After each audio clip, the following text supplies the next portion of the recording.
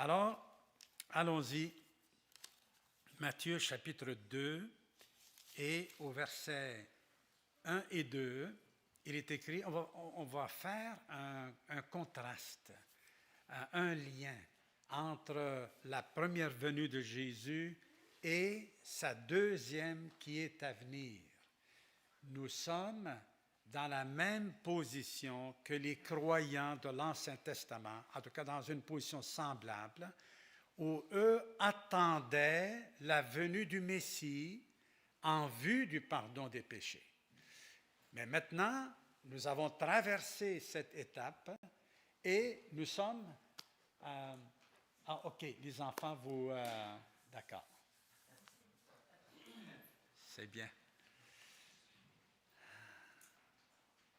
Et nous avons donc une deuxième étape où nous sommes croyants en Christ, maintenant qui est arrivé, qui est venu, le Messie. Nous avons reçu le pardon de nos péchés et maintenant nous vivons dans l'attente de son prochain retour. Alors, on va essayer de faire un peu un certain contraste. Dans le chapitre 2, verset 1, il est écrit « Jésus étant né à Bethléem en Judée, au temps du roi Hérode, voici les mages d'Orient arrivèrent à Jérusalem et dirent « Où est le roi des Juifs qui vient de naître? Car nous avons vu son étoile en Orient et nous sommes venus pour l'adorer. » Où est le roi des Juifs? La question des mages. Où est-il? Et ce qu'on sait, c'est la suite. Le roi Hérode, ayant appris cela, fut troublé, et tout Jérusalem avec lui. Il assembla tous les principaux sacrificateurs et les scribes du peuple, et il s'informa d'eux où devait naître le Christ. Ils lui dirent, à Bethléem en Judée, car voici ce qui est écrit par le prophète. Et toi, Bethléem, terre de Juda, tu n'es certes pas la moindre d'entre les principales villes de Juda, car de toi sortira un chef qui paîtra Israël, mon peuple. À la question des mages, où est le roi des Juifs? La réponse a été à Bethléem. C'est pas à Nazareth? Non. Pourtant, il est appelé Jésus de Nazareth. C'est à Bethléem. Et qu'est-ce qui s'est passé à Nazareth? Il a grandi à Nazareth à partir de leur retour d'Égypte. Ils s'étaient enfuis en Égypte. Dès leur retour, l'ange leur a dit, allez à Nazareth. Et alors, donc, il n'est pas né à Nazareth, mais il est né à Bethléem. Pour sa deuxième venue, tournez avec moi dans Matthieu, gardez votre doigt là, et puis allez dans le chapitre 24.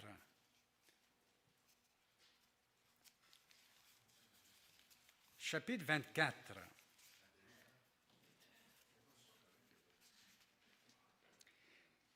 Dans le chapitre 24, qu'est-ce que vous avez à vous dire, les pasteurs?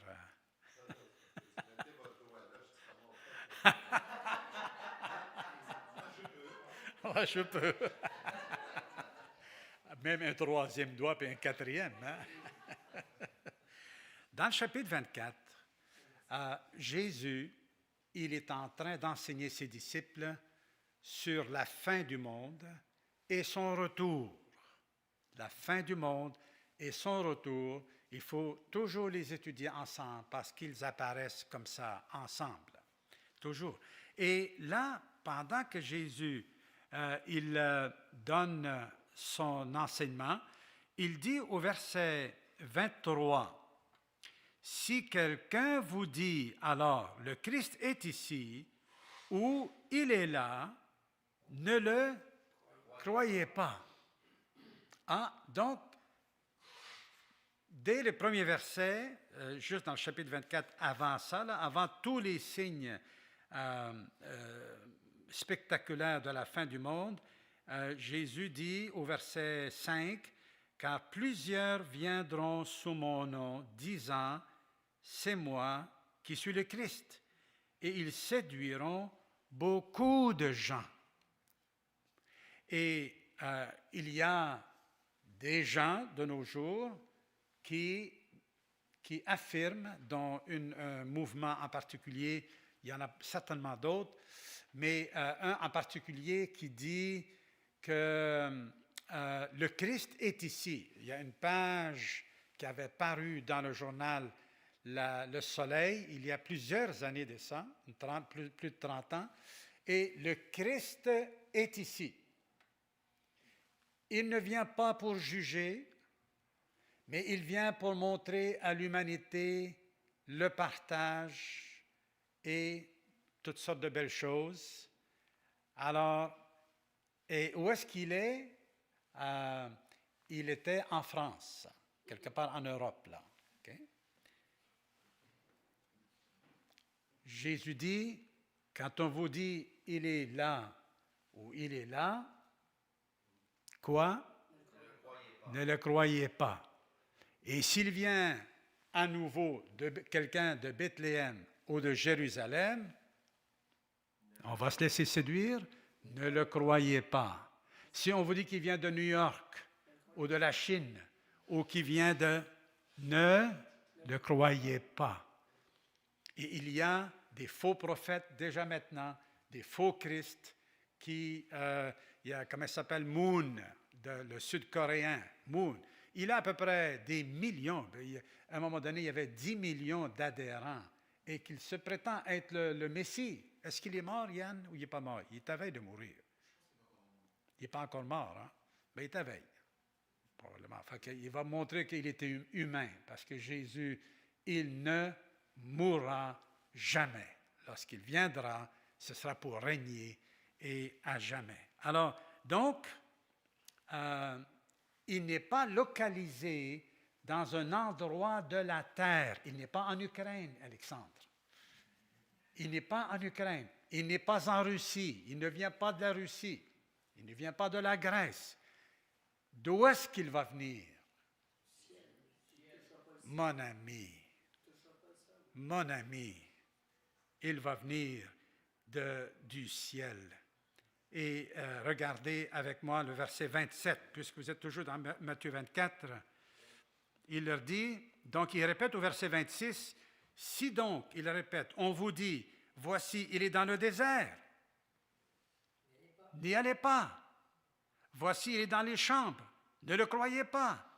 Car comme l'éclair part de l'Orient et se monte jusqu'en Occident, ainsi sera l'avènement du Fils de l'homme. Comme l'éclair passe de l'Orient jusqu'en Occident, Jésus dit, ainsi, c'est comme ça que je vais venir. Ça, c'est le signe. C'est mon signe. C'est comme ça que je vais venir. Je ne viendrai pas de la terre. Et c'est drôle, ce mouvement-là, il disait que, non, je me suis trompé d'un autre faux prophète, le mouvement dont je vous parlais, là, qui dit le Christ est ici, il disait qu'il habitait dans les régions désertiques. Mon ami, j'étais ébranlé hein, quand je l'ai lu dans le journal. Là, d'un coup, c'est vrai, c'est-tu vrai? J'étais un jeune chrétien et finalement, là, j'étais tellement bouleversé. Je recommence à lire et ça m'a pris du temps là, avant de m'affermer dans la parole de Dieu.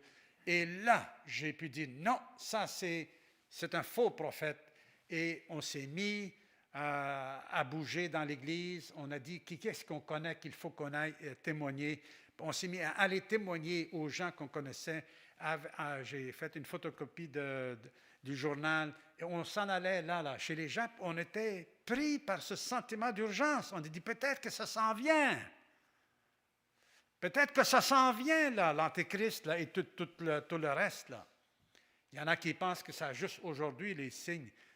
Désolé, mais depuis longtemps, les signes. Et là, donc, on a agi. Et finalement, j'ai pris ma plume et j'ai écrit un article, je l'ai envoyé dans le journal, puis j'ai insisté auprès du journaliste, j'ai dit, tu ne changes rien à ce que j'ai écrit. Tu sais, tu ne vas pas l'éditer pour enlever des affaires, des trucs. Il dit, non, c'est correct, monsieur. Je le connaissais un peu, le journaliste. Et il l'a mis dans le journal de la ville. Je les ai avertis, j'ai averti la population de la ville que ce que vous allez lire là-dedans, c'est un faux prophète, ne le croyez pas. Comme jeune chrétien, on pense tout de suite au pire. Hein?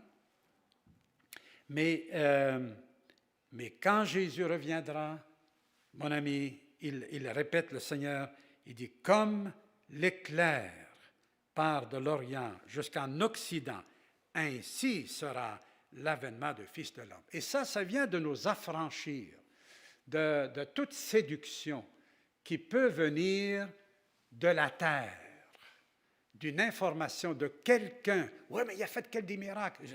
S'il a fait des miracles, là, une raison de plus pour douter et pour veiller à ne pas se laisser séduire. Donc, Jésus, quand il viendra, ce sera avec autorité, avec gloire, mon ami, avec gloire. Quand il est venu la première fois, dans une petite crèche, une plus modeste que ça, c'est difficile d'aller plus modeste que ça, plus humble que ça. Lui, le Fils de Dieu, le Créateur du ciel et de la terre, qui vient la première fois dans une crèche, un mangeoire, là où les animaux viennent manger, ils l'ont mis là.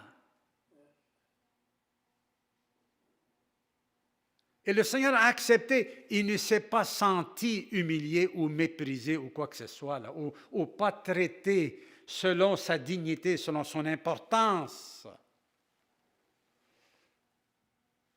Au contraire, il est en train de montrer la grandeur de Dieu. La grandeur de Dieu n'est pas égale avec l'orgueil, avec l'apparence seulement. Dieu est capable de travailler dans la modestie, dans l'humilité. Émile a parlé dans le silence. Depuis l'Ancien Testament, Dieu a toujours trouvé, le premier autel qu'il a commandé de faire pour lui, il dit, je veux que vous preniez juste des roches. Ne les taillez pas, juste des roches. Sortez-les, puis mettez-les, faites un autel avec ça. Il n'y a rien de beau, rien qui flatte l'œil ou l'orgueil religieux en pensant que plus c'est fastueux, plus c'est spirituel. Non, Dieu humble. Jésus a pris 5 pains, 2 poissons pour faire un miracle. Il se sert de son serviteur Élie et il lui donne à manger à travers des corbeaux. Des corbeaux, un animal impur selon la loi. Impur. Mais d'où est-ce qu'ils sont allés chercher la viande, ces corbeaux-là? Je ne sais pas. Ils ont donné de la viande, je suis certain, c'était de la bonne viande. Tu sais? Il n'est pas tombé malade à cause de ça. Et après ça, Dieu lui dit, OK, vas-y maintenant au Liban. Hein? Vas-y, attire dans une ville païenne. Il dit, j'ai ordonné, j'ai donné un ordre à une pauvre veuve. J'ai donné un ordre à une veuve pauvre de te nourrir.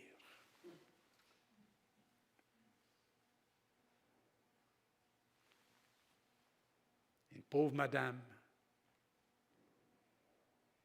Tout ce qui lui restait pour faire à manger, c'est pour un repas, faire un gâteau, puis une coupe de biscuits. C'est tout ce qu'elle espérait. Après ça, elle dit, on va mourir, mon fils et moi. il lui a dit, non, tu ne mourras pas, ainsi parle l'Éternel. Et il lui a fait à manger, mais il dit, fais-moi à manger.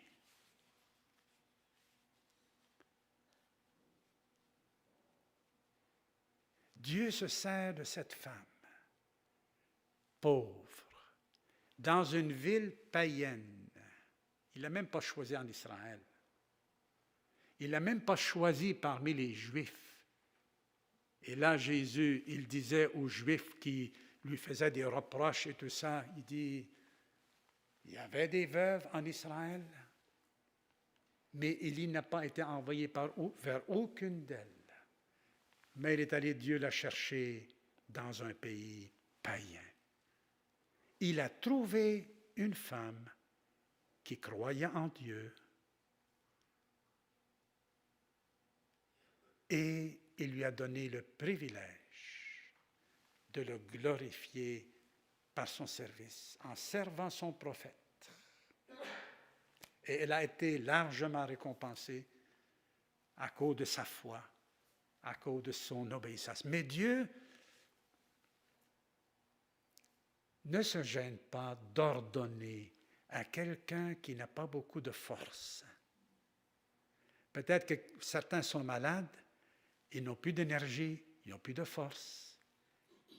Le Seigneur peut leur commander, et je pense qu'il nous commande de le glorifier jusqu'au dernier souffle, d'être un témoignage pour lui, de savoir comment mourir, comment renoncer au plaisir de ce monde d'une façon définitive à sa rencontre. Parce que notre espérance, c'est tout le plaisir que nous allons avoir strictement dans le royaume de Dieu.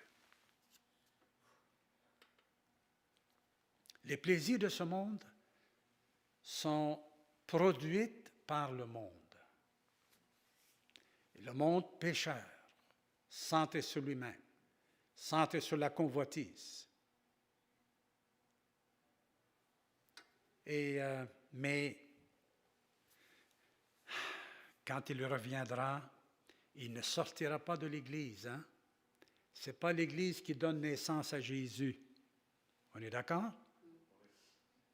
Ah, on est hésitant. Ce n'est pas l'Église qui donne naissance à Jésus. C'est Jésus qui donne naissance à l'Église. C'est lui.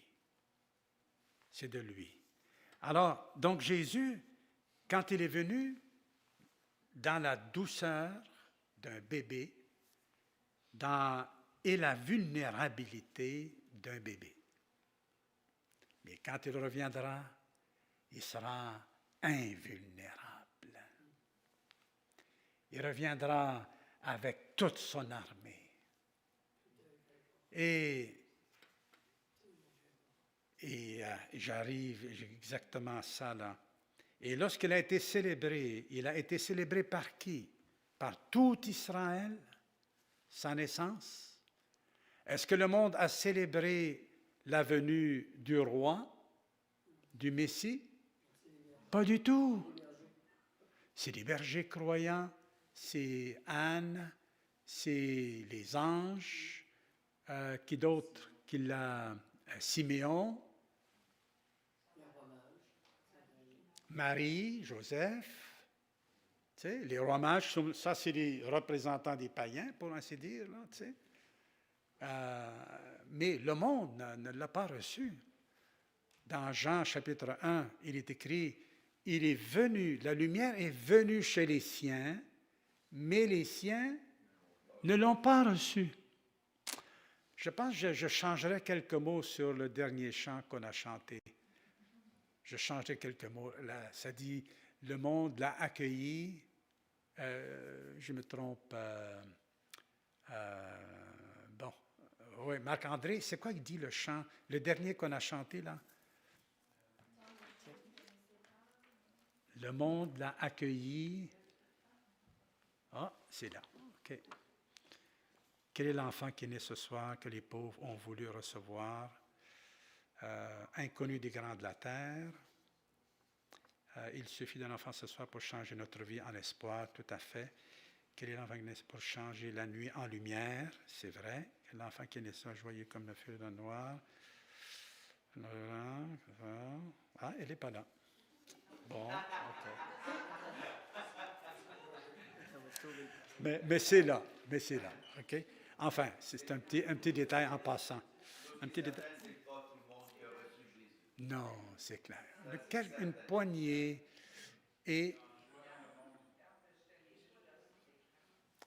joie dans le monde, le Seigneur vient, la terre accueille son roi. En tout cas, mais je vais la garder pour la deuxième venue. Et même encore là. OK? Alors, mais on comprend que si je veux le prendre comme une poésie, on peut dire que les représentants de cette terre, les croyants, là on va tordre les choses, on va tordre les choses. On va dire les croyants qui représentent la terre ont accueilli le roi. Mais, d'accord? Prenez ça comme... il a été célébré par les croyants et il sera célébré par les croyants et par les anges, comme la première venue. Ça, il y a une continuité. OK? Il y a une continuité. Dans 1 Thessaloniciens chapitre 3, vous lirez quand Jésus va descendre du ciel. Il descend du ciel et il va enlever son Église à sa rencontre. Ça va être la première fois qu'on va le voir, son visage. Ça va être notre première rencontre avec lui. On ne le regardera pas dans une mangeoire, pauvre Jésus, ou petit Jésus, mais on va, tout ce qu'on a dit tantôt, l'admiration, la contemplation, la joie. Moi, je ne pense pas qu'on va juste être... écoute, chaque fois qu'on voit quelque chose de beau, là, hier, je regardais un petit peu le hockey, là, puis quand un Canadien marquait un but, qu'est-ce que je faisais? Wow, bravo! Tu sais? Je m'excitais, entre guillemets, là, pour peu de choses, finalement. Ça ne change rien. Tu sais? Qui gagne, qui perd, ça me donne quoi? Ça me donne rien. Mais j'aime le jeu, j'aime le sport. Ben. Alors, mais quand on va voir Jésus, je suis certain que les plus timides, ils vont être les plus excentriques et tout le monde, on va se réjouir. Mon ami. Là, on s'occupe de ceux qui rencontrent Jésus, de ceux qui... Je suis dans cette méditation-là. Mais tu as raison, mon frère. Malheureusement, le monde, OK, ceux dont le nom n'est pas écrit dans le livre de vie, eux, comment ils vont l'accueillir? Comment Hérode a accueilli Jésus? Il voulait le tuer, Hérode, avec violence. Comment les docteurs de la loi ont accueilli Jésus? Lorsqu'ils ont répété la prophétie à Hérode, est-ce qu'ils se sont levés? Est-ce qu'ils se sont excités? Est-ce qu'ils ont dit, ah, où est-ce qu'il est le Messie? Et puis ils sont allés? Ils ne sont pas allés. Qu'est-ce qu'ils ont fait là? Ils avaient la connaissance, ils ont l'information, mais ils étaient indifférents. Ils ont accueilli Jésus dans l'indifférence totale et dans la violence par rapport à Hérode. Et dans l'avenir, quand Jésus reviendra, le monde entier, toutes les armées du monde vont se rassembler, comme c'est écrit, pas juste dans Apocalypse chapitre 19, mais aussi dans Zacharie 12, 14, dans Ézéchiel 38, 39. Vous lirez tous ces passages-là. Dieu va attirer le monde entier. Et ils vont venir se rassembler en Israël. Imagine-toi des millions qui vont remplir, ce n'est pas juste la vallée de Josaphat, ça va aller au-delà de la vallée de Josaphat. Et c'est là, ils sont là pour empêcher Jésus de revenir. Ils se battent, oui, humainement parlant, sous le ciel, ils se battent pour des intérêts, peut-être de pouvoir, mais quand le ciel va s'ouvrir, ils vont tous orienter leurs armes contre Jésus. Et le Seigneur lui-même va les anéantir et il va mettre fin à cette rébellion-là d'une manière miraculeuse. Et nous qui accompagnerons le Seigneur parce qu'on aura été enlevés avec lui, parce que sinon, s'il revient, il revient avec qui? Son armée qui est avec lui, qui ont des habillés de fin lin et tout ça. C'est l'Église qui aura été enlevée et qui se prépare pour les fiançailles. Alors, donc, les non-croyants, soit l'indifférence, soit la violence. Et quand on va pour témoigner aux gens, quand on leur parle du Seigneur Jésus, on rencontre ces deux attitudes. OK? Indifférence. Ah, je veux rien savoir. Ah oui, mais, tu sais, j'ai dit d'autres choses. Ou encore la violence. Comme, heureusement, ce n'est pas encore là, dans nos milieux, nous rencontrons surtout l'indifférence, mais dans certains pays, c'est la violence, comme on le sait. Le diable, le mensonge, etc., mais aussi la maladie, la possession démoniaque et toutes sortes de problèmes comme ça, d'infirmité, les querelles et tout ça, la guerre. Jésus est venu détruire tout ça, mais pas d'un seul coup. Il y a une partie qu'il va détruire à la croix. À la croix, Jésus confronte la mort, il confronte le péché et il paye, il accepte de mourir comme représentant. Il nous représente, c'est nous qui devons être là, mais c'est lui qui est là. Et il accomplit la volonté de Dieu. Il ne le fait pas juste en son nom personnel, c'est son Père qui l'envoie pour ça. Et à sa résurrection, il triomphe du péché, il triomphe de Satan qui n'a pas réussi à l'empêcher d'accomplir son plan. Et il a détruit la mort en ressuscitant d'elle. Et maintenant, il a dit, tous les miens, ils vont passer par le même chemin que moi. Tous les miens, je vais les ressusciter. Et puis, c'est comme si on est mort avec lui, enseveli, on est ressuscité avec lui, et bientôt, nous serons dans le ciel avec un corps flambant neuf, immortel et incorruptible. Alors, ça c'est donc, et c'est dans la deuxième venue que Jésus va détruire. On n'a pas le temps de lire, je voulais qu'on lise les versets, mais je vous les donne, si vous voulez les prendre en note. Apocalypse, chapitre 14, versets 9 à 11. Tous ceux qui recevront dans l'avenir la marque de la bête, okay? C'est un nombre qui identifie l'Antichrist. Et l'Antichrist sera rempli de la puissance de Satan. C'est Satan qui choisit l'Antéchrist. Et l'Antéchrist devient son homme dans le monde. Et il y aura aussi le faux prophète.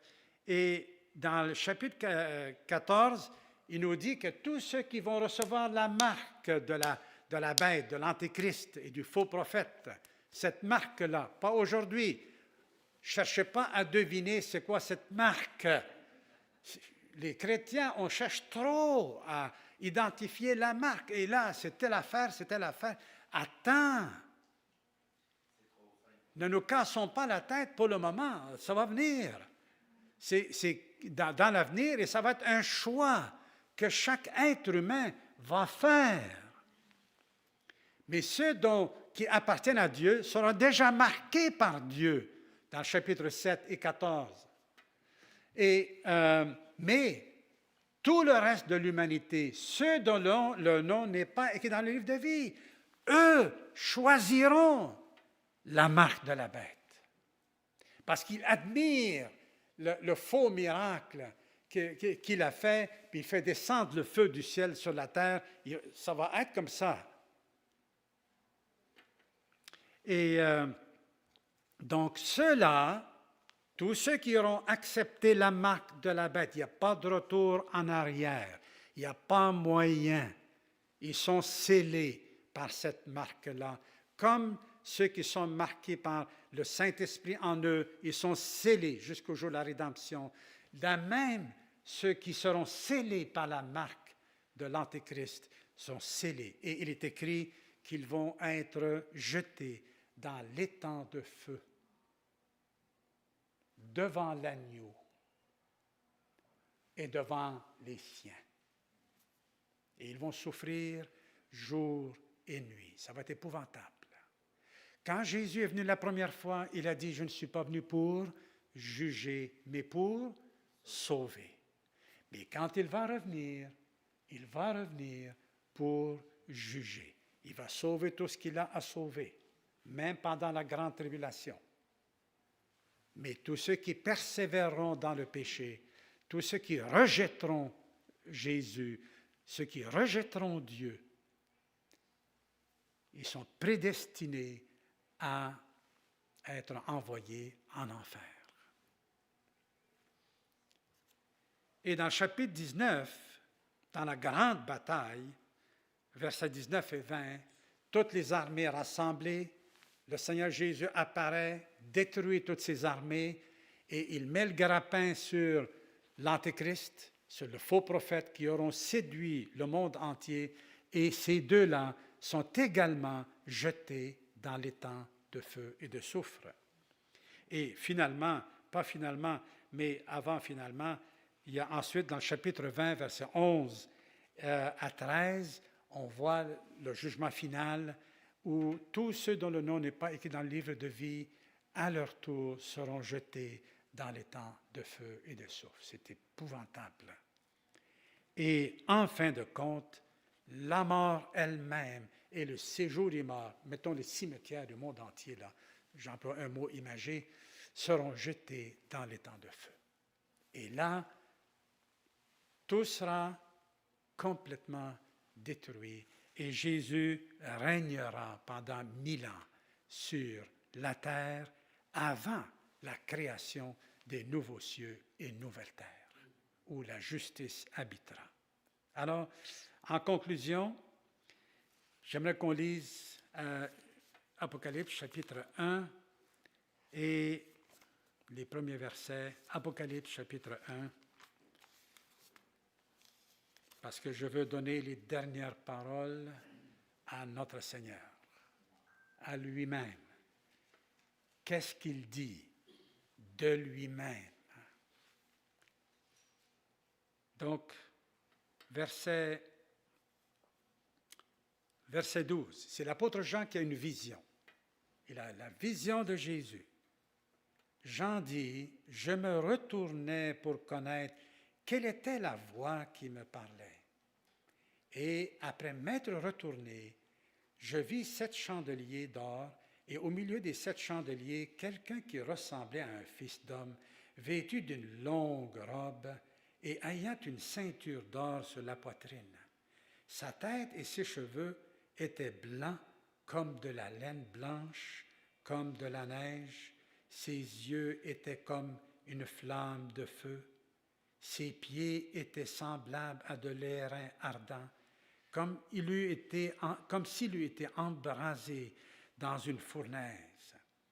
Et sa voix était comme le bruit de grandes eaux. Il avait dans sa main droite 7 étoiles. De sa bouche sortait une épée aiguë à 2 tranchants, et son visage était comme le soleil lorsqu'il brille dans sa force. Quand je le vis, je tombais à ses pieds comme mort. Il posa sur moi sa main droite en disant, « Ne crains point, je suis Je suis le premier et le dernier, le vivant.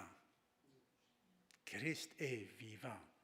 J'étais mort, et voici, je suis vivant au siècle des siècles. Je tiens les clés de la mort et du séjour des morts. Écris donc les choses que tu as vues, et celles qui sont, et celles qui doivent arriver après elles, le mystère des 7 étoiles que tu as vues dans ma main droite, et des 7 chandeliers d'or. Les 7 étoiles sont les anges des 7 églises, et les 7 chandeliers sont les 7 églises. Cet enfant qui est dans la crèche, c'est celui-là qu'on vient de lire. Il est le premier et le dernier et le vivant.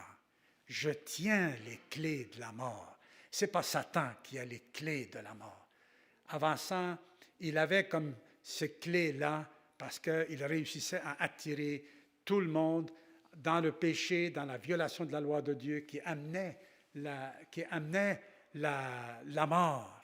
Mais là, Jésus dit, c'est moi qui ai les clés de la mort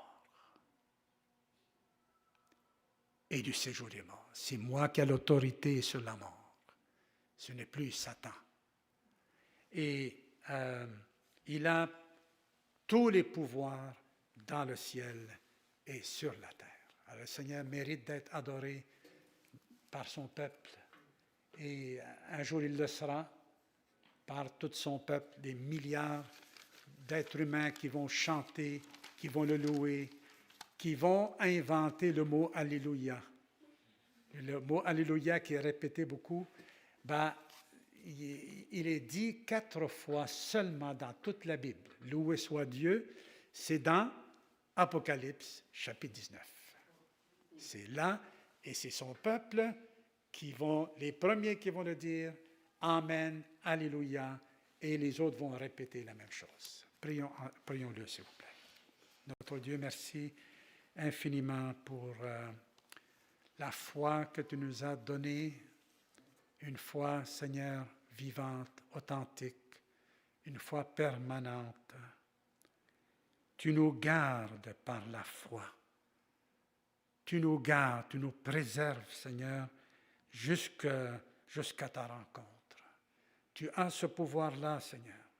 Et merci de persévérer ainsi avec nous. Et c'est une persévérance active et tu nous as donné une foi active en toi. Sois glorifié, aide-nous à t'honorer. Donne-nous, Seigneur Jésus, des opportunités pendant nos rencontres en famille. Donne-nous des opportunités pour parler de toi. Conduire des membres de notre famille à toi, des amis ou des étrangers, Seigneur. Merci pour m'avoir permis de rencontrer mon voisin ce matin, justement en venant à l'église, et que j'ai pu lui parler, Seigneur, de toi. Béni sois-tu. Amen. Amen.